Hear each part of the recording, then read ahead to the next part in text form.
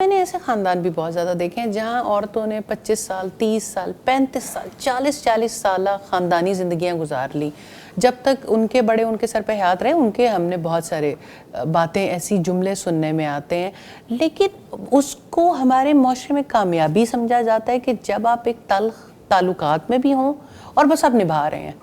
مجھے یہ چیز بہت حیرت میں ڈالتی ہے کہ یعنی لوگوں کے درمیان بہت تلخی ہیں، اور ساس بہو کے بارے میں برا سوچ رہی ہے، بہو اپنی بہو کے بارے میں برا سوچ رہی ہے، نند بہو بھابھی کے بارے میں برا سوچ رہی ہے، اور پھر کہہ رہے ہیں کہ ہم نبھا کے دکھایا ہم نے ساری زندگی.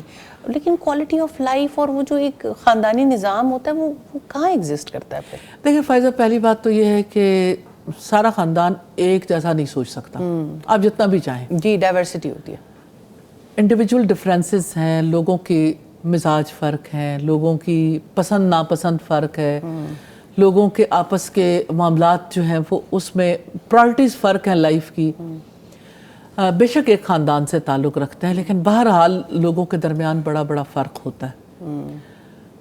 تو ساروں کو ایک کیوں کرتے ہیں؟ ساروں کو ایک کرنے کی کوشش نہ کریں.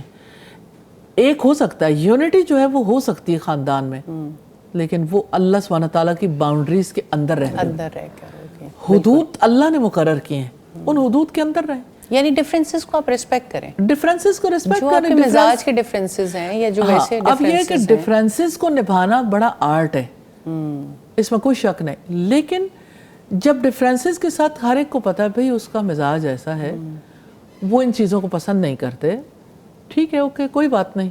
کھانے میں بھی تو ایسا ہوتا ہے کہ آپ کچھ چیزوں کو پسند کرتے ہیں، کچھ کو ناپسند کرتے ہیں، رنگوں میں بھی پسند ناپسند ہوتی ہے، تعلقات میں بھی پسند ناپسند ہوتی ہے. لیکن آپ کی پسند ناپسند بنیادی طور پر اس کا جو سورس ہے نا وہ آپ کی ذات نہیں ہونی چاہیے. آپ کی پسند اور ناپسند کو تو ڈھلنا تھا اللہ سبحانہ تعالیٰ کی پسند ناپسند میں، آپ کی پسند ناپسند کو تو ڈھلنا تھا رسول اللہ کی پسند ناپسند میں.